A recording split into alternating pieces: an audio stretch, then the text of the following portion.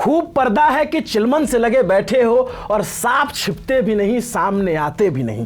दाग दहलवी का एक शेर है जो आम आदमी पार्टी और राघव चड्ढा के रिश्ते को लेकर के बीते कई दिनों से या कुछ महीनों से या कुछ एक साल से साफ नजर आ रहा था कि एक पर्देदारी है जिसमें राघव न छिप रहे हैं न सामने आ रहे हैं।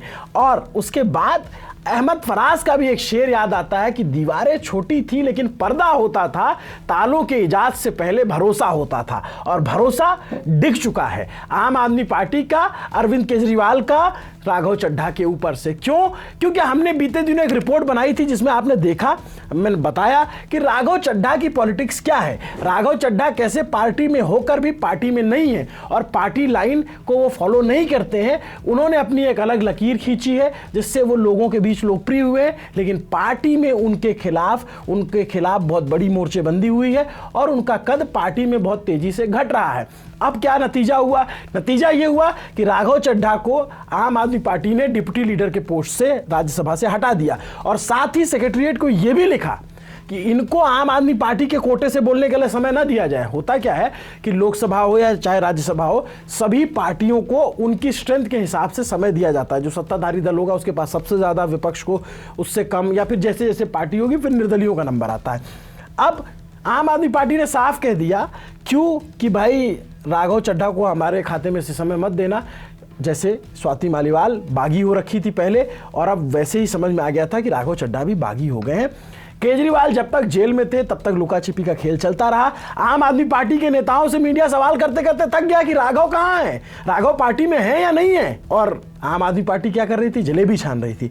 लेकिन जैसे ही अरविंद केजरीवाल बाहर आए, हमने कुछ दिन पहले, पता नहीं ये इत्तेफाक है क्या, एक हफ्ते पहले या 4-5 दिन पहले हमने राघव की पूरी पॉलिटिक्स समझाई थी और उसके बाद फिर ये गदर मच गई आम आदमी पार्टी के भीतर। हुआ ये कि अरविंद केजरीवाल जब जेल गए तो राघव चड्ढा कुछ नहीं बोले, सीधे चुपचाप लंदन चले गए। उसके बाद जब पार्टी सड़कों पे संघर्ष करती रही, धक्के खाते रहे उनके नेता, लाठियां खाते रहे, कई जेल गए, राघव दूर रहे इन सबसे। अरविंद केजरीवाल छूट कर आए, राघव ने एक शब्द नहीं लिखा। पार्टी जश्न मना रही थी, जीत मना रही थी, राघव ने तब भी कुछ नहीं बोला। तो ये बात साफ हो गई थी कि राघव अब पार्टी में होकर के भी नहीं है। कुछ तो ऐसा हुआ है, कुछ तो अंदर की डील है या कुछ तो अंदर का मनमुटाव है जो राघव और केजरीवाल के दिल अब नहीं मिल रहे हैं। जो पहले एक ही थाली में खाना खाने वाले लोग थे, उनकी थालियां अलग हो चुकी हैं। फिर राघव को जब हटाया गया तो राघव की तरफ से कुछ देर की चुप्पी थी, लेकिन वो चुप्पी शायद एडिटिंग का समय ले रही थी, क्योंकि राघव ने वीडियो कल ही रिकॉर्ड कर दिया था संसद में। संसद का सत्र का आखिरी दिन था और राघव ने एक मैसेज दिया। पहले एक वीडियो दिखाया जिसमें वो छोटी छोटी क्लिप डालते हैं जिसमें वो आम आदमी से जुड़े मुद्दे उठा रहे और राघव फिर निकलते हुए, इमोशनल स्टोरी वीडियो था। उसके बाद ये हुआ कि राघव का जवाब क्यों नहीं आ रहा है। आम आदमी पार्टी के नेता भी इंतजार कर रहे थे कि भाई कोई कुछ बोले। हटा दिया, सब कुछ कर दिया, शांति थी। फिर राघव का आता है बयान। क्या बयान? ये कि मेरी आवाज दबा दी गई, मुझे खामोश कर दिया गया, आम आदमी का मुद्दा उठाने का क्या सिला मिला। पहले ये बयान सुनिए। आम आदमी पार्टी ने राज्यसभा सेक्रेटेरिएट को ये कहा है कि राघव चड्ढा के पार्लियामेंट में बोलने पर रोक लगा दी जाए। जी हां, आम आदमी पार्टी ने पार्लियामेंट को ये सूचित किया है कि राघव चड्ढा को पार्लियामेंट में बोलने का मौका ना दिया जाए। अब भला कोई मेरे बोलने पर रोक क्यों लगाना चाहेगा? मैं तो जब बात करता हूं देश के आम आदमी की बात करता हूं। एयरपोर्ट पर मिल रहे महंगे खाने की बात रखी, जोमैटो ब्लिंकिट के डिलीवरी राइडर्स की प्रॉब्लम रखी, खाने में मिलावट का मुद्दा उठाया, टोल प्लाजा लूट से लेकर बैंक चार्जेस लूट की बात करी, यहाँ तक कि मिडिल क्लास पे टैक्स के बोझ से लेकर कंटेंट क्रिएटर्स पर स्ट्राइक क्यों करी जाती है, टेलीकॉम कंपनियां कैसे 12 महीने में 13 बार हमसे रिचार्ज कराती हैं, डेटा रोल ओवर नहीं देती हैं, रिचार्ज खत्म होने के बाद इनकमिंग रोक देती हैं, तमाम इश्यूज मैंने सदन में उठाए। और ये मुद्दे उठाने के बाद देश के आम आदमी का तो फायदा हुआ, लेकिन इससे आम आदमी पार्टी का क्या नुकसान हुआ? भला कोई मुझे बोलने से क्यों रोकना चाहेगा? कोई मेरी आवाज को क्यों बंद करना चाहेगा? खैर, आप लोग मुझे अनलिमिटेड प्यार देते हैं। मैं जब जब आपके मुद्दे उठाता हूं, आप मुझे सपोर्ट करते हैं, मुझे शाबाशी देते हैं, मेरा हौसला बढ़ाते हैं। मैं आपको कहना चाहता हूं थैंक यू। ऐसे ही मेरा हाथ और मेरा साथ थामे रखिएगा, छोड़िएगा मत। मैं आपसे हूं और मैं आपके लिए हूं। और जिन लोगों ने आज पार्लियामेंट में मेरे बोलने का अधिकार मुझसे छीन लिया, मुझे खामोश कर दिया, मैं उन्हें भी कुछ कहना चाहता हूं। मेरी खामोशी को मेरी हार मत समझ लेना, मेरी खामोशी को मेरी हार मत समझ लेना। मैं वो दरिया हूं जो वक्त आने पर सैलाब बनता है। अब ये बयान सुन लिया और राघव ने कहा कि मैं आम आदमी के मुद्दे उठा रहा था, मेरी पार्टी ने, जो आम आदमी पार्टी के लोगों ने मुझे बोलने का समय था वो कम कर दिया है। लेकिन फिर अब यहीं से आम आदमी पार्टी इसी वक्त का, इसी मौके का इंतजार कर रही थी कि राघव तुम बोलो, क्योंकि राघव ने अभी तक अपनी इमेज बहुत पॉलिश तरीके से ये क्लियर कर रखी थी कि मैं जनता का नेता हूं, जनता की बात करता हूं। जैसे ही ये बयान आया कि आम आदमी पार्टी मेरी आवाज दबा रही है, फिर आम आदमी पार्टी ने कहा कि अब डिप्लोमेसी से बात नहीं चलेगी, अब लड़ाई आमने सामने की है। और पहला बयान सौरभ भारद्वाज का आता है। सौरभ भारद्वाज ने क्या कहा वो भी सुनिएगा, काफी गंभीर आरोप लगाए। राघव भाई, अभी आपका वीडियो देखा, हम सब लोग अरविंद केजरीवाल जी के सिपाही हैं और हमने तो एक ही बात सीखी थी, जो डर गया समझो मर गया। हम सबको तो लोगों के मुद्दे उठाने थे सरकार की आंख में आंख डाल के। पिछले कुछ दिनों में हमने देखा जो भी कोई सीरियस मुद्दे सरकार के खिलाफ उठाता है, सरकार से प्रश्न पूछता है, लोगों की बात करता है, सरकार डिक्टेटर की तरह उसको तमाम सोशल मीडिया पर बैन कर रही है। चाहे वो ट्विटर हो, चाहे वो फेसबुक हो, चाहे वो यूट्यूब हो, सब जगह बैन किया जा रहा है। FIR दर्ज कराई जा रही हैं, मुकदमे किए जा रहे हैं। सरकार को इससे कोई फर्क नहीं पड़ता कि कोई सॉफ्ट PR अपनी पार्लियामेंट में करे, क्योंकि पार्लियामेंट में एक छोटी सी पार्टी का बड़ा लिमिटेड टाइम होता है। उसमें अगर कोई समोसों की बात उठा रहा है तो उससे ज़रूरी है कि देश के बड़े मुद्दों की बात उठाएं। पूरे देश में हमने देखा, हर राज्य में चुनाव से पहले सही लोगों के वोट काटे जाते हैं और नकली और झूठे वोट बना के सरकार पूरी बेईमानी के साथ सिस्टम पे कब्जा करके चुनाव जीत रही है। वेस्ट बंगाल में भी यही हो रहा है। अभी सारे विपक्षी पार्टियों ने CEC को इम्पीच करने के लिए मोशन लाना चाहा, आपने उसको साइन करने से मना कर दिया। जब भी कोई मुद्दा हो जिसके ऊपर अपोजिशन वॉकआउट करती है, आप वॉकआउट नहीं करते हैं। पिछले कई अरसे से मैंने देखा, आपने कोई भी मुद्दा सदन में नहीं उठाया जिसमें आपने प्रधानमंत्री या भारतीय जनता पार्टी की सरकार से प्रश्न किया हो। ऐसे डर की राजनीति कैसे चलेगी? हम लोगों को पंजाब के मुद्दे उठाने हैं, जहाँ से आप चुन के आते हैं, आप वो मुद्दे भी उठाने से घबराते हैं। अभी गुजरात में पार्टी के करीब 160 कार्यकर्ताओं को झूठे मुकदमों के अंदर उनके ऊपर FIR दर्ज की गई, कईयों को गिरफ्तार किया गया, आप उस पर भी चुप रहे। तमाम नेता हमारे जेल में थे। अरविंद केजरीवाल जी को बतौर चीफ मिनिस्टर सरकार ने एक झूठे मुकदमे में गिरफ्तार कर लिया। आप उस समय भी जो है देश में नहीं थे, आप कहीं जाके छिप गए।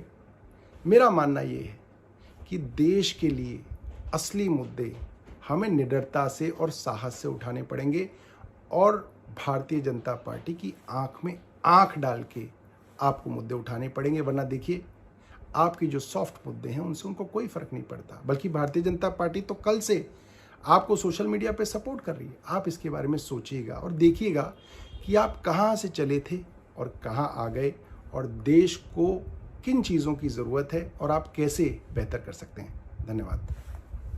सौरभ ने एक तरीके से आप देखेंगे शुरुआत की, तो धीरे धीरे राघव भाई आपका एक वीडियो देखा, फिर वो सारी कहानी बताई, सारे आरोप लगाए और कहा कि भाई पार्टी जिस चीज़ों को मुद्दा बना रही थी आप उस पर साथ ही नहीं दे रहे थे। हम जो है देखिए, पार्टी की एक लाइन होती है और अगर कोई नेता राज्यसभा जाता है, कोई निर्दलीय व्यक्ति राज्यसभा नहीं जा सकता, जा भी सकता है तो उसको किसी बड़ी पार्टी का सपोर्ट लगेगा। बैकएंड से बीजेपी कई बार अपने कैंडिडेट निर्दलीय खड़ी करके जितवा लेती, लेकिन उतनी ताकत किसी में है नहीं, तो निर्दलीय राज्यसभा तो नहीं पहुंच सकते। तो आप अगर राघव चड्ढा आज राज्यसभा में हैं तो उसकी एकमात्र वजह है आम आदमी पार्टी। आज स्वाति मालीवाल अगर राज्यसभा में है तो एकमात्र वजह है आम आदमी पार्टी, क्योंकि इसी पार्टी ने इन लोगों को राज्यसभा भेजा था।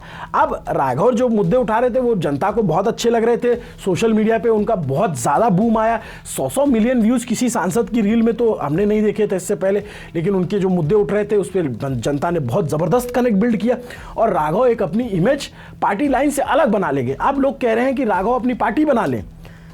देखिए, राघव को भी पता है कि पार्टी बनाना और पार्टी को चलाना बहुत ज़मीन आसमान का फ़र्क होता है, एक बहुत बड़ा काम है, ये बहुत दूर की बात है। देखिए, राजनीति में संभावनाएं कुछ भी हो सकती हैं, कहीं भी जो है ऐसा नहीं है कि नहीं हो सकता।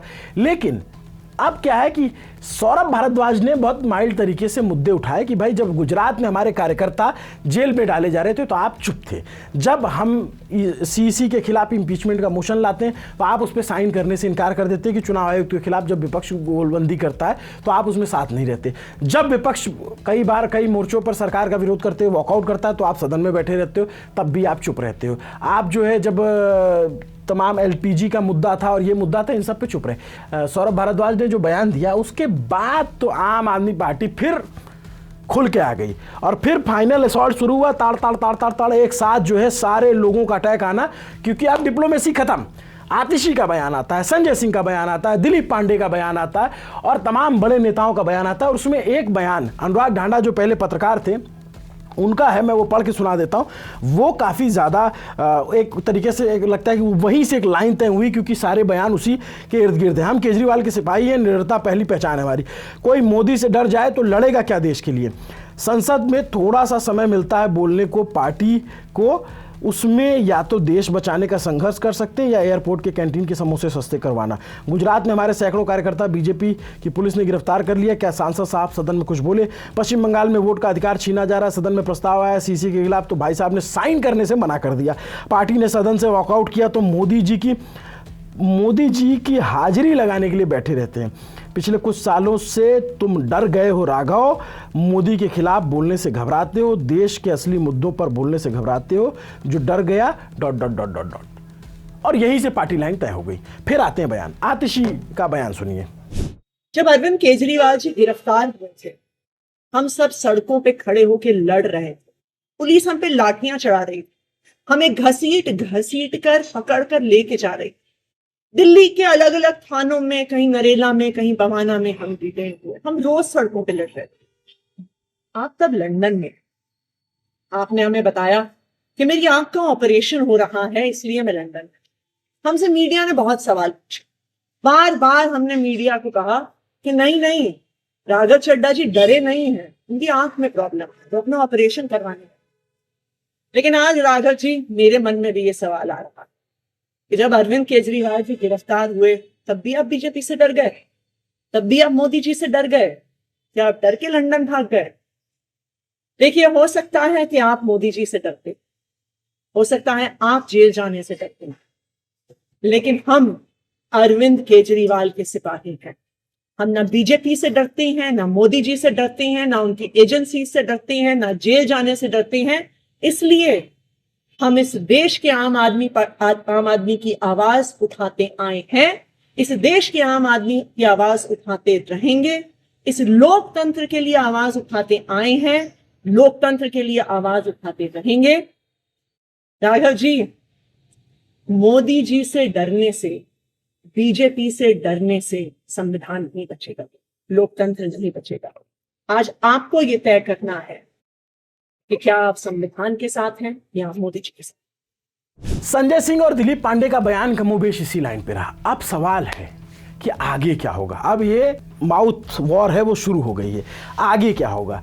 क्या राघव चड्ढा स्वाभिमान में आकर के कि मुझे डिप्टी लीडर के पद से हटाया गया है, मुझे ऐसा कहा जा रहा है कि तुमको बोलने नहीं देंगे, तो मैं राज्यसभा से इस्तीफा देता हूं, और राघव चड्ढा सड़कों पर नजर आए, संघर्ष करें और फिर कुछ एक नया आयाम करें। क्या राघव चड्ढा ये करेंगे कि वो इस्तीफा दे दे आम आदमी पार्टी से? आम आदमी पार्टी से इस्तीफा देने का मतलब है कि उनकी सदस्यता पर खतरा हो जाएगा। अगर राघव चड्ढा इस्तीफा देते हैं तो एक अलग नज़ीर पेश हो जाएगी कि भाई मुझे पार्टी ने बोला, और आम आदमी जो आज के टाइम पे उनके साथ खड़ा है उसको भी लगेगा कि हाँ भाई इनके खिलाफ जो है एक तरीके का षड्यंत्र हुआ, और जैसे ही हुआ तो इन्होंने इस्तीफा दे दिया। लेकिन दूसरा सवाल ये कि क्या तब भी राघव चड्ढा, जो आरोप लग रहे हैं कि राघव चड्ढा, मैंने पहले भी अपनी रिपोर्ट बताई, राघव चड्ढा डायरेक्ट बीजेपी से या प्रधानमंत्री से या गृह मंत्री से या किसी भी सरकारी नीतियों से हेड ऑन नहीं लेते हैं। उनकी पॉलिटिक्स सॉफ्ट मुद्दों के इर्द गिर्द रहती है, पीछे बीते दिनों हमने देखा, और एक इमेज बिल्डिंग का काम भी हमने देखा। और इसका उदाहरण अगर आप देखेंगे तो न्यूयॉर्क के जो मेयर हैं जोरान ममदानी, कुछ वैसा ही पैटर्न मालूम पड़ता है अगर आप ध्यान से देखो तो। लेकिन राघव ने जो मुद्दे उठाए वो जरूरी मुद्दे थे, आम लोगों ने उससे कनेक्ट किया, राघव ने एक कनेक्शन बिल्ड किया, और इसीलिए राघव ने कहा कि भाई मैं आपके लिए हूं और आपके साथ खड़ा रहूंगा। लेकिन सोशल मीडिया का समर्थन किसी को राज्यसभा नहीं पहुंचा सकता। राज्यसभा पहुंचने के लिए आपको एक पार्टी की जरूरत होगी। तो सवाल यही है कि क्या राघव आम आदमी पार्टी से इस्तीफा दे देंगे और दूसरी पार्टी में चले जाएंगे? क्यों ये कह रहा हूं? क्या राघव चड्ढा बीजेपी में जा सकते हैं? क्योंकि बीजेपी की तरफ से राघव के लेके जो बयान आ रहे हैं वो बहुत ही मृदु हैं, मृदु मतलब बहुत ही पोलाइट हैं और एक तरीके से इनविटेशन टाइप जैसा है। क्योंकि मैं एक दो बयान आपके सामने रख देता हूं। इसे कपिल मिश्रा ने कुछ आरोप लगाए हैं लेकिन बाद में रास्ता भी खोल दिया है। देखिए, ये मैं फिर से आपको कहूँगा, ये माल के बंटवारे की लड़ाई है और राघव जी को या कोई भी और व्यक्ति हो जो भी वहाँ से जब उस लुटेरों के गैंग से अगर बाहर आना चाहता है, उसकी आत्मा जाग रही है, तो वहाँ के भ्रष्टाचार के बारे में, उनकी गंदगी, उनकी लूट, उनके शराब के धंधे, उनके ड्रग के धंधों के बारे में बात करे, जनता वो सुनना चाहती है। अब यहाँ से इंडिकेशन मिलता है कि क्या राघव चड्ढा बीजेपी में जा सकते हैं। ये एक तरीके से प्लॉटिंग चल रही थी और रास्ता उनके लिए खुल जाएगा। लेकिन Raghav is a smart politician. Raghav के पास अगर और कोई विकल्प होगा तो और विकल्पों पर भी विचार करेंगे, क्योंकि राघव से जो पब्लिक जुड़ी हुई है वो ऐसी पब्लिक है जो अक्रॉस पार्टी लाइन है। क्योंकि वो आम आदमी के मुद्दे लोकसभा में उठा रहे थे, इसमें कोई दो राय नहीं है। लेकिन पार्टी लाइन से वो अलग चल रहे थे, पार्टी को ये गुजारा नहीं हुआ, नागवार गुजरा। कांग्रेस भी इस पर अपनी प्रतिक्रियाएं दे रही है। कांग्रेस राघव के इस्तीफे पर कहीं चुटकी ले रही है, कहीं तंज कस रही है।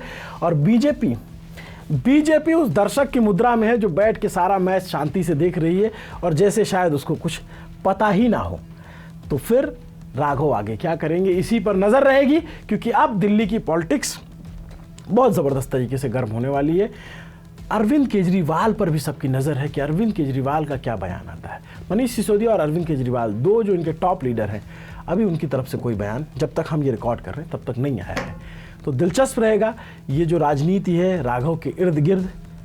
क्या राघव चड्ढा, जो आम आदमी पार्टी आरोप लगा रही है कि बीजेपी से डर गए, मोदी से डर गए, या फिर जो राघव चड्ढा आरोप लगा रहे हैं कि आम आदमी पार्टी आम आदमी के लिए आवाज़ उठाने के लिए उनकी आवाज़ को खामोश कर रही है। सच्चाई क्या है ये जनता देखे, समझे, अपने हिसाब से तर्क गढ़े और जान ले। हमारी एक पुरानी रिपोर्ट देख लीजिएगा, उसका भी लिंक हम डिस्क्रिप्शन में डाल देंगे, कमेंट बॉक्स में पिन कर देंगे, यूट्यूब पे, फेसबुक पे भी हम इसको डाल देंगे। वहाँ से आप चेक करिएगा तो आपको पता चलेगा कि बीते दिनों से चल क्या रहा था। नमस्ते, अभिनव पांडे नाम है मेरा। आपको ये पूरा विश्लेषण कैसा लगा कमेंट करके जरूर बताइए। कैमरे के पीछे मेरे साथी सुधांशु केसरवानी है। शुक्रिया।